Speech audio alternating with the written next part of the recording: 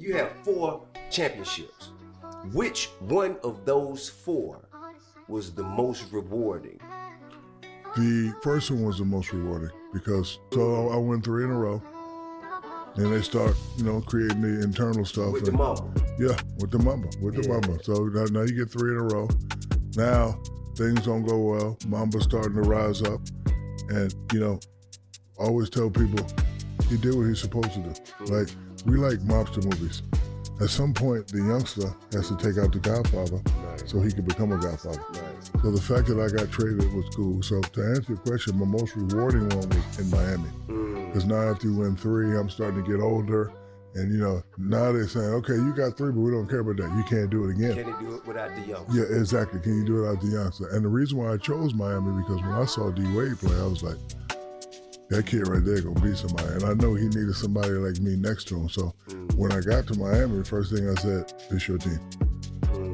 I don't want them trying to say, Shaq's coming out. Your team, you the man, you the Godfather, I'm gonna be the conciliere. Right. I'm gonna back you up. Yeah, exactly. So I'm gonna show you the do's and the don'ts. He was a great listener, he was a great leader, and because I didn't have my best finals in that Dallas series, but he just exploded like I knew he could. Right. So, the fact that I won that 4th one with him was cool. And then after that, I started chasing a little bit because, I was older. They was trading me. They sent me to Cleveland. I was like, I think I can help LeBron get one. It's crazy that Shaq will take a backseat to a 3rd-year player after you just won 3 championships with Kobe, who was in his prime and ascending into who he would eventually become. And Shaq's ego was so crazy that he's like, I'd rather play the backseat to some kid instead of the guy that I put in all this work with and made it this far with the entire time. It just shows you that the jealousy was there. So you win with Shaq. Shaq goes away. More important to win one now with Shaq not there? Oh, yeah. Because that's the challenge. And some said I couldn't. But I knew the truth of it. I think Shaq knew the truth of the situation. I wasn't some sidekick. You see me every day. You know what I'm about. You know what I mean? So it was kind of insulting to me for people to think I couldn't be that dude. Kobe Bryant slashing and hammering home.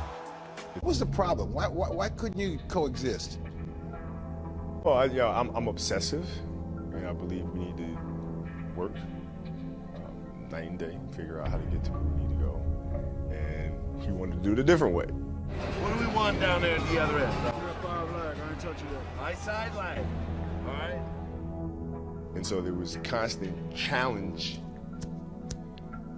there to get that done, but I wasn't going back down from him. He felt I should play a certain way, give the ball into him. I said, I'll give the ball into you if you work. You don't work, you don't get the ball. He said, throw me the ball. No, work. I never pulled any punches. What you see is what you get, man. When Shaq is telling Kobe he's got to pass the ball or he's not going to play defense, when Kobe's asked to defer to Shaq, Phil Jackson is asking Kobe Bryant, who's worked on his game all summer to perfect it even more than it was. Now he comes back, and Phil's asking him to walk the ball up the court for the first 3 quarters of the game, and then, when they're losing, take over the game by himself because we're not going to get the ball to Shaq because he can't shoot free throws. He might even be on the bench next to me. No wonder Kobe says, no way. Clearly, if the big dog ain't me, then the house won't get guarded. Period. People wanted me to just kind of level off my play and not improve and just do the same thing I did last year. And I'm not going to do that. I work too hard, and I improve as a basketball player every day, and I want to show that I improve. Shaq needed to feel like he was the man. Throughout his entire career, this has been a recurring theme. Every great team needs a 1-2 punch. We're a 1-2 punch. But in my mind, I'm the president and he was the vice president. Well, it's funny. When we sat down, we did the interview together. He finally copped to the fact that after we won championships, he was like, okay, I can just relax and coast over the summer because I know I got a teammate who's going to be training 8-10 hours a day. I was like, see, that's the BS. That would piss me off. That's it. Yeah. That's the issue. Right. That's the issue. One thing I know I got a guy that's going to be ready.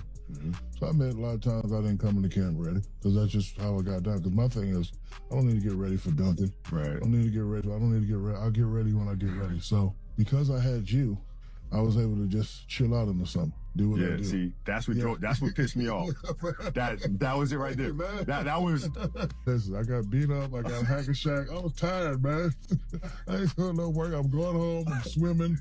Me and Uncle Jerome, we sipping pina coladas. We eating burgers. My ass is in the gym 10 hours a day. One thing I know I got a kid that's going to give me 40 whenever he wants to. So I got to a point in my career where it was rumblings, some of it created by him, that, you know, Kobe can't win without me. And it was like, hold up. No, it's not true. Right. It's not true. I'm not going to retire and have people hold that over my head. I said, no, let's find out. So it was just time to go separate ways. So that Four really time did. in the finals, thanks to that man right over there. if I didn't have you, I would have probably, you know, worn my body out, you know, just trying to get ready, you know, just try to get it back again. But it worked out for us, though, because I came back and I wanted to do more, right? And I think you playing yourself in the shape throughout the course of the season gave me the opportunity to do more, and to expand, to try different things, and to push different things. And then when you got in shape, it was hard then to try to dial that back.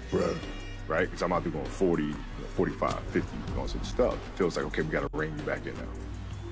Rein me back in for what? No, I'm not getting reined back in, no. Doesn't really matter whose team it was, but don't ever get a twist on who is in charge. Don't ever in your life get it twisted on who is in charge. Okay? But now that we got that out the way. Meanwhile, in real life. And I hear Mitch Kupchak say, we will be taking inquiries on Shaq. I just dropped the ball still like, what? So I jumped in the car and I came down here to see Mitch. The cops was already waiting for him. Can't come in here, Shaq.